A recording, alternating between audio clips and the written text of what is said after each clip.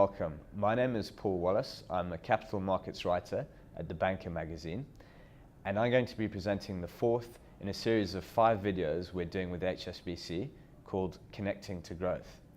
In this chapter, we're going to be looking at the path of deregulation in China's capital markets. And with me today are Andy Eng, Head of HSBC Securities Services in China, and Sophia Chung, Head of Client Services at HSBC Securities Services in China. Both of you, welcome. Thank you.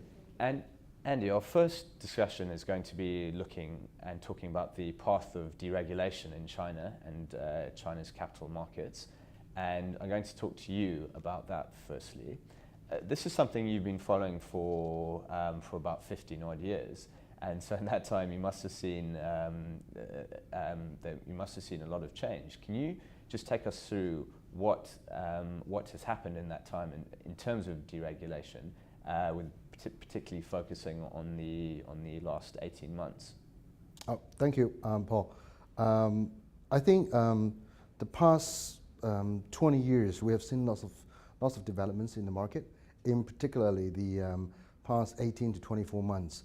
I think the progress we have seen so far clearly reconciles a statement made by one of our leader saying the market development should be done in such a way that crossing the river by feeling and touching it. To start with, I would say the market was first open to overseas investors almost 20 years ago with the B-share market.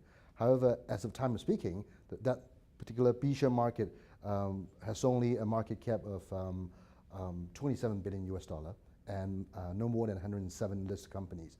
So clearly from the size of it, you can see it just could not be enough for our overseas investors' perspective.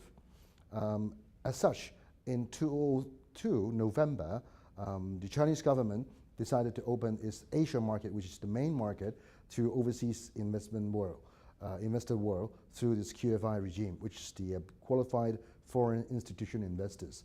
The initial reaction received was overwhelming.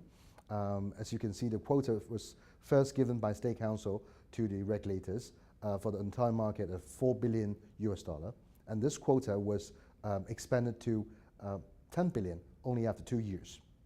And then in the year of 2006, CSRC further reduced the rules for relaxed the rules for those long-term investors, and the quota was further expanded to 30 billion in the year of 2007.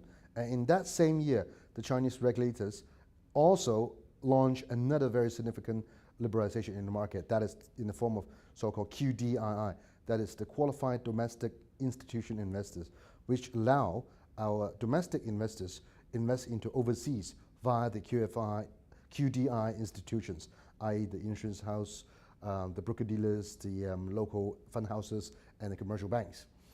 In 2010, the liberalization pace was further take off, i.e. in that year, the CIBM, the China Interbank Bond Market, was opened to QFI. And then in 2011, we have the RQF, which is another form of QFI type of inbound investment regime that allows people in Hong Kong to invest into China via their RMB deposits. And then in 2011, also the QDLP is launched. That is another very significant piece, which in the first time allowed overseas alternative fund managers come into China and do the fundraising and then investing overseas. In 2012, last year, we have seen many initiatives, i.e. the QFI quota was further expanded to 80 billion US dollar. The RQF quota was expanded from 70 billion RMB to 270 billion RMB.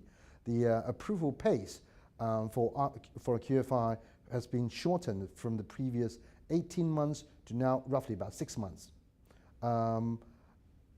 So we have seen lots of initiatives, and all of this gives us the message that the Chinese regulators over the past 10, 15, 20 years of experience now has been in much comfortable moment to welcoming all the inbound investment and also encouraging the outbound investment, i.e. the cross-border investment, today as compared to 20 years ago. So there's certainly been a huge amount of change in recent years. What would you say are the main things that foreign investors need to be aware of regarding these various regimes? I would say the most important area that our investors, when they're investing into China, that need to be aware of is the rapidly changing rules and regulations. The first point is that you need to keep track of them. Secondly, you need to demonstrate to the regulators when you apply for the QFI or RQV or CMPM license, you need to demonstrate to yourself, to the regulators, that you are in completely good understanding of all the rules and regulations. And also, one thing that our overseas investor would need to be aware of is some of the well-established rules and regulations practiced in other markets may not be fine in this China, being still an emerging market. However, I think the key message I would like to bring out is if you can find yourself a very good local partner, then your local partner will be able to guide you through this exciting and challenging market. Thank you. Thanks, Andy, for that very comprehensive rundown about China's path to deregulation. In the next chapter, we're going to be talking about what opportunities there are for investors with regards to the QFII regime.